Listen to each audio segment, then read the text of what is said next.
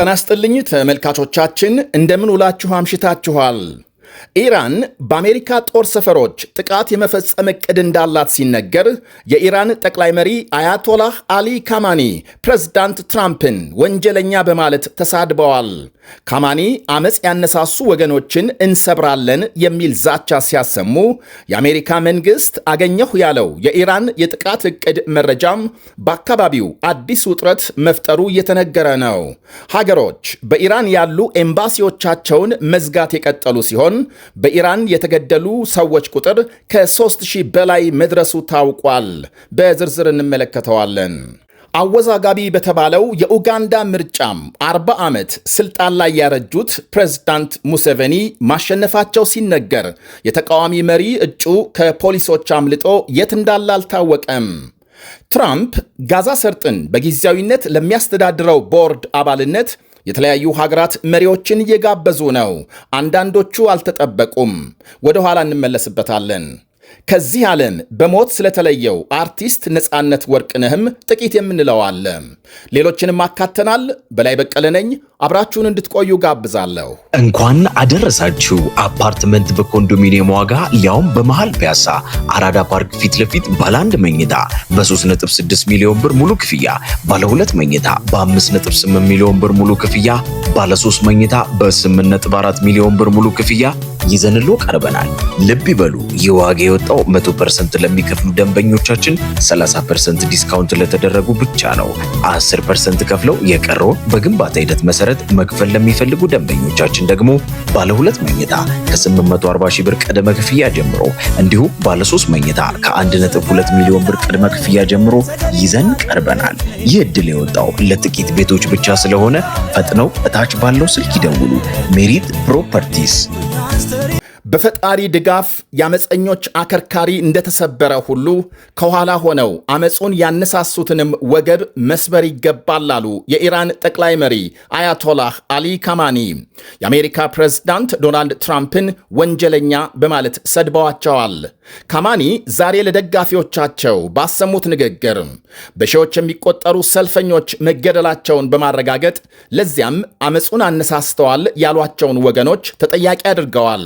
ሀገሪቱን ወደ ጦርነት የመውሰድ ፍላጎት ባይኖረንም ለውስጥም ሆነ ለውጭ ከሃዲዎችና ወንጀለኞች ግን በፍጹም ምህረት የለንም ብለዋል። ኢራን የአሜሪካ ፕሬዝዳንት ዶናልድ ትራምፕን ወንጀለኛ አድርጋ ትቆጥራለች ያሉት ካማኒ ለሰሞኑ ግርግር አሜሪካ ተጠያቂ እንደሆነች ገልጸዋል። የአሜሪካ ዓላማም ወይም ግብ ኢራንን መዋጥ ነው ብለዋል ካማኒ። ትራምፕ ለኢራኑ መሪ ውንጀላም እስካሁን ምላሽ አልሰጡም።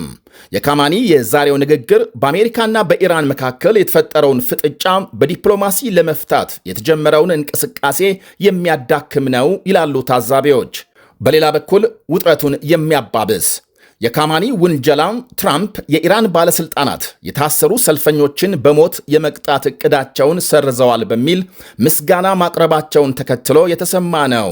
የአሜሪካ ውጭ ጉዳይ መስሪያ ቤት የኢራን አገዛዝ የአሜሪካ ጦር ሰፈሮችን ኢላማ የማድረግ ዕቅድ እንዳለው የሚያሳይ ሪፖርት ማግኘቱን ዛሬ ያስታወቀ ሲሆን ይህም ከአያቶላህ አሊ ካማኒ ወገብ እንሰብራለን ዛቻ ጋር ተገጣጥሟል።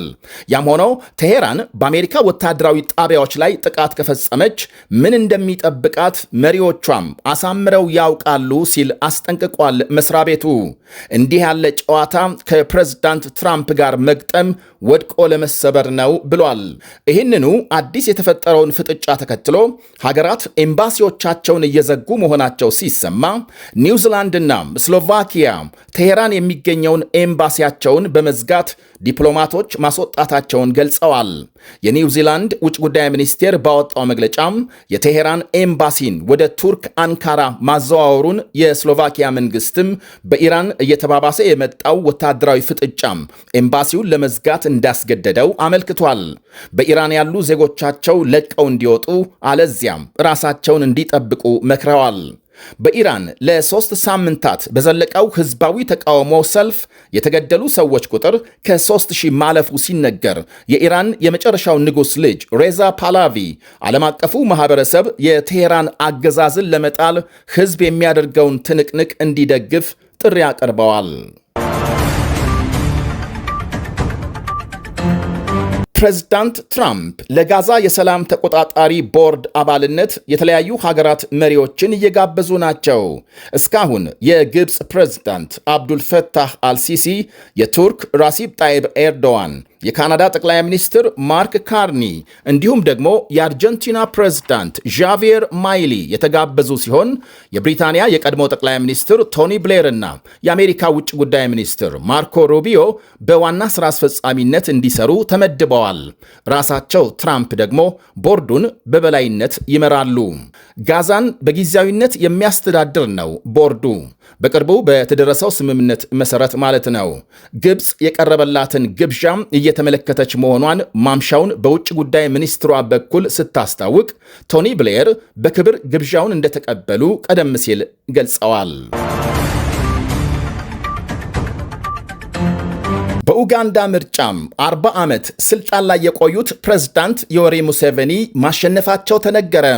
ማምሻውን ይፋ በሆነው የምርጫ ውጤት የ81 ዓመቱ ሙሴቬኒ ከአጠቃላይ ድምፅ 72 በመቶ በማግኘት ማሸነፋቸው ተነግሯል።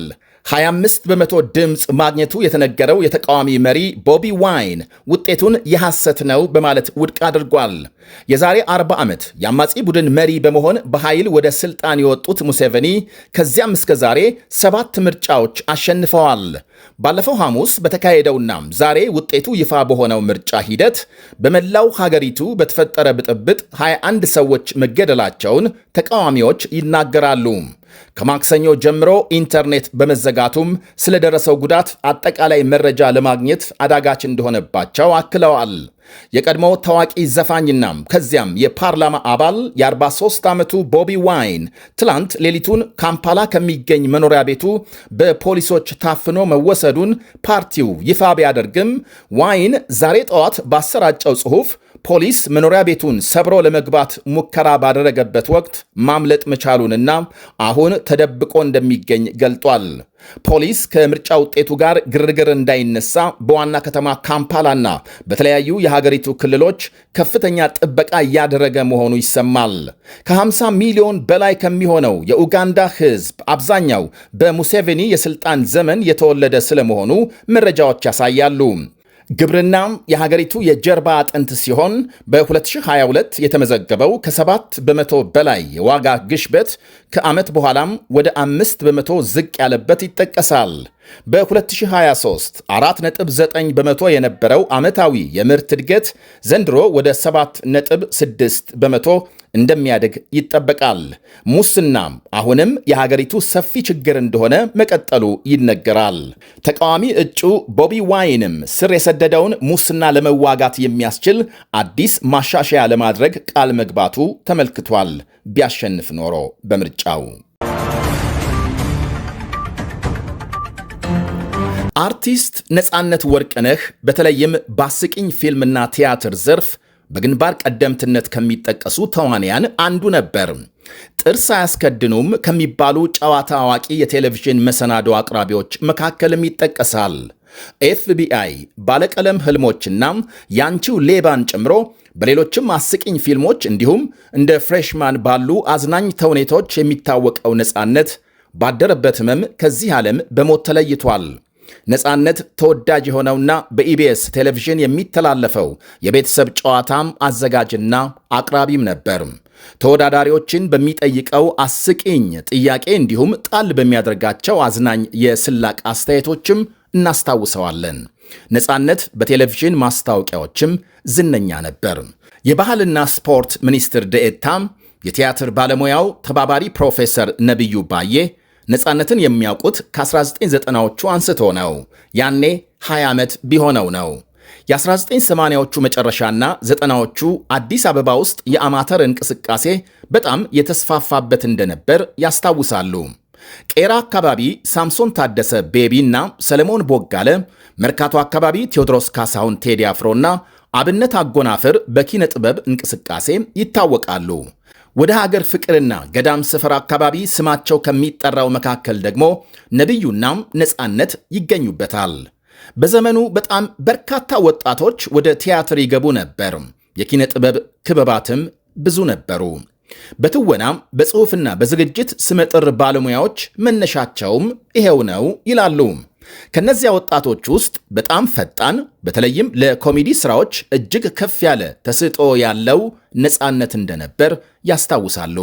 በ93 እንደ ኢትዮጵያ አቆጣጠር እርሳቸው የዩኒቨርሲቲ ተማሪ ሳሉ ነፃነት ማክሲ ሚዲያ ኢንተርፕራይዝ በሚባል ክበብ ቲያትር ሲሰለጥን አግኝተውታል።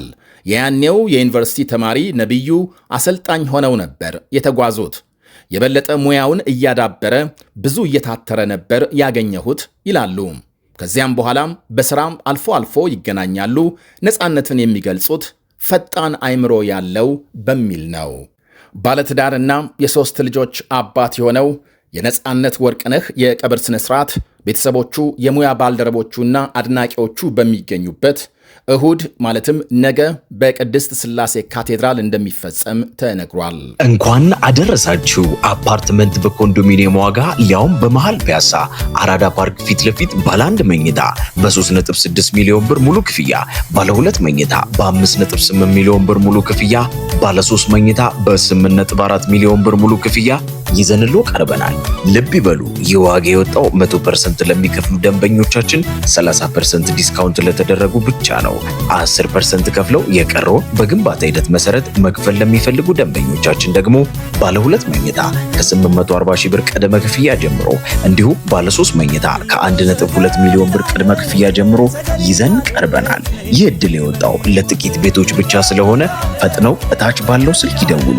ሜሪት ፕሮፐርቲስ